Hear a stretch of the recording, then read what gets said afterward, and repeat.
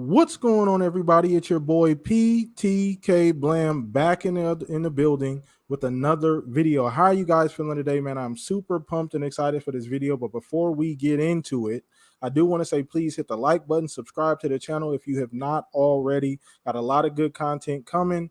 Thank you guys so much for the support on the podcast, all of that good stuff. But I'm so excited to get into today's video because it is a bit of a different video for me specifically. I not necessarily came up with this idea, but I thought it would be fun to do. I'm a big debate guy. I love debating. You know, obviously being in a gaming community, that's something that we do naturally every single day. Shout out to the Twitter streets. But so I figured that I would have fun doing something like this, and I'm sure you guys would enjoy it as well, being viewers. So today we're going to be ranking Halo from best to worst, or just kind of putting it in a tier ranking. I don't want to say best to worst, but kind of just ranking the different Halos. Now, a couple quick disclosures here. I haven't played every single Halo. There's a couple that you guys can see on the screen that I haven't played much of Halo War, so I'll be fair to those games. I haven't played them extensively, all right? So take it easy on me in the comment section, all right? This is supposed to be fun. I just want to have as much fun as possible, and I do the best I can, knowing that people are probably going to destroy the way I rank these Halos. But who cares, because it's my list. You can get on here and make your own list as well. But once again, appreciate you guys for hanging out with me, and let's go ahead and get started, all right? So you guys can see the first game on the screen is Halo Reach. Now, I have a love-hate relationship for Halo Reach. So Reach is a great campaign. I didn't like the multiplayer due to all of the changes. At the time, I felt like Reach was trying to be Call of Duty. That's my own personal opinion. That was the first game that we had like loadouts. I thought it was a little weird. It was a little awkward, especially coming off of like the previous Halos. I didn't transition. It was a bit of a rough transition. Great game. The campaign, in my opinion, is far better than the multiplayer. So that's just my opinion. So to be fair here, Halo Reach was a great game, great campaign, probably an A+ campaign, but I'm gonna give the multiplayer probably a C. So I'm gonna go ahead and just drop it on here as a B. We'll give it a B. I'll put it. It's a B tier Halo, not a bad Halo. And I know I'm probably gonna get a lot of smoke for that one, but to me, in my opinion, it's kind of middle of the road. Middle from mainline Halo is kind of middle of the road. Great campaign, but I didn't really enjoy the multiplayer that much. All right, so let's go ahead and move on to the next one. We got Halo 2. So I'm a big fan of the OG Halos. The first like 3 Halos, I'm a huge fan. So just quick disclosure. Halo 2 was the first game that I played online on when I got a 360. So it's kind of cheating. It has a special place in my heart because that was the first game where I was actually able to get on the Xbox and play an online match. So the multiplayer was phenomenal. The campaign was phenomenal. This is peak Halo. Halo 2, Halo 3 are pretty much peak Halo. So I'm not giving, this is going right up in the S tier, right? Easy. I don't really think there's much to think about that. Okay, Halo 2, S tier Halo, easy. All right. Let's go ahead and move on to the next one. So we got what? We got Halo 3. Now, if you follow me on Twitter, you would already know where I'm putting this.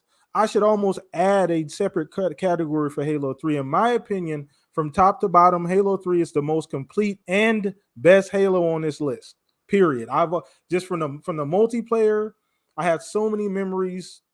Forge, theater mode, all of that cool stuff were introduced.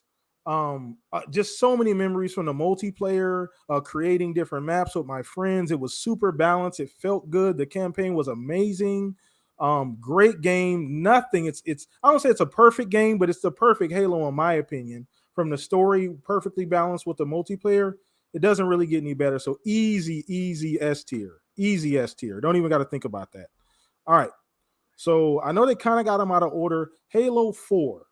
So Halo 4 gets a bad rap, and I've never really understood why Halo 4 gets such a bad rap. From a visual standpoint, it's probably the best looking Halo to date. Like for its time, Halo 4, for the time it came out, looks better than Halo 5.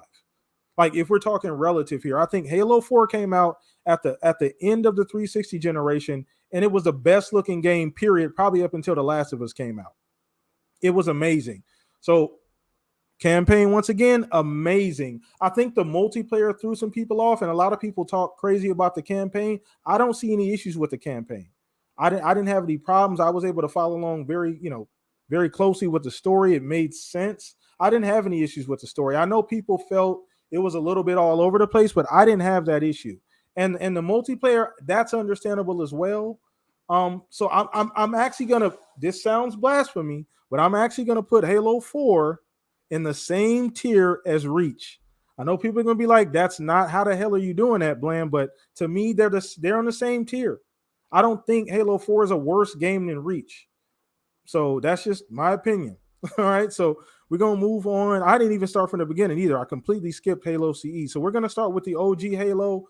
OG Halo S tier. Don't even got to think about it. It's the granddaddy of first person shooters as we know them. So I don't even need to think about it. S tier for sure. All right, and we got Halo ODST. Halo ODST. I was skeptical when Halo ODST came out because it wasn't had nothing to do with it. Was the first time we weren't going to play a game, wasn't going to be focused on Chief. So that was super apprehensive right off the jump because I'm like, we're not getting any Chief. I don't know how fun I'm gonna have playing with an ODST, a shock trooper. I don't have all the cool powers and abilities, and I don't feel as badass as I normally would. But when you really like, probably maybe my first or second or third playthrough, you really start to understand where it fits in between the Halo games, where it fits in the story, the lore. It's a really great campaign, fairly short. It's more of like if it came out now, it'd probably be like a DLC. But a little short, but very great game.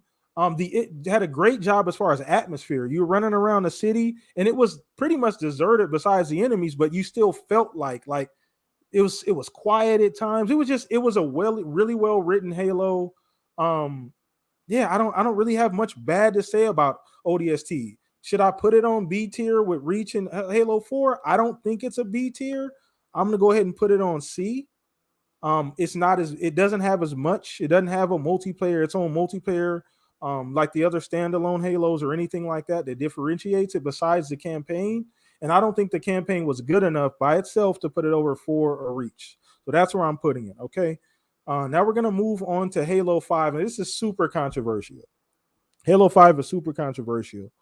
Um, I remember the marketing campaign for Halo, and I was so confused as to what was going on, but I was intrigued at the same time because you had Locke, then you had Chief, and it's like, okay, who is Locke? Who's the bad guy? Who's the good guy? They kind of played the protagonist, antagonist, good guy, bad guy, cop kind of thing. And then when the game come out, it didn't really seem that way. Like the way they portrayed, the way they marketed the game when it came out didn't feel like that.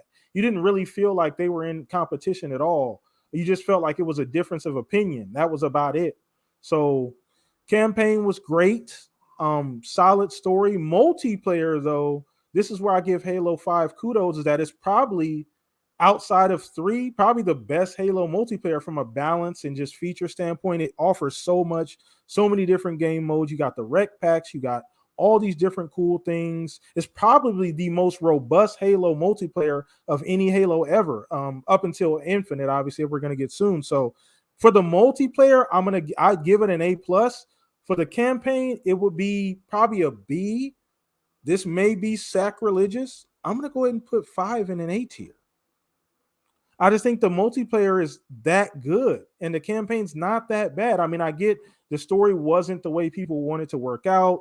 Locke was a bit weird trying to shoehorn him into the whole Halo story with Chief. It felt weird, but even then, the story wasn't that bad. Like I said, it was like a B plus kind of story, but the multiplayer was fantastic. So I'm going to drop it in the A tier here. Now, we're going to move on to like Halo Wars here. We got Halo Wars. Like I said, I didn't play much of Halo Wars. I know how people feel about them. They're generally highly rated games. I didn't play. They're not really my type of game. I'll be honest with you. I don't really play RTSs. They're not really my thing. So I didn't play it enough. I'm gonna put that in there, and I'm gonna also put that in there as well. Now we got some other games down here.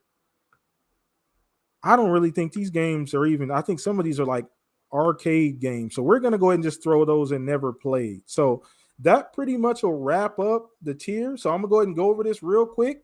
We got the S tier Halos, the clear cut best Halo games, Halo 2, Halo 3, and Halo CE. Then we got on the A tier is Halo 5. I know that's controversial. People are probably going to kill me for that. All right. On the A tier. And then we got Halo Reach and Halo 4 on the B tier.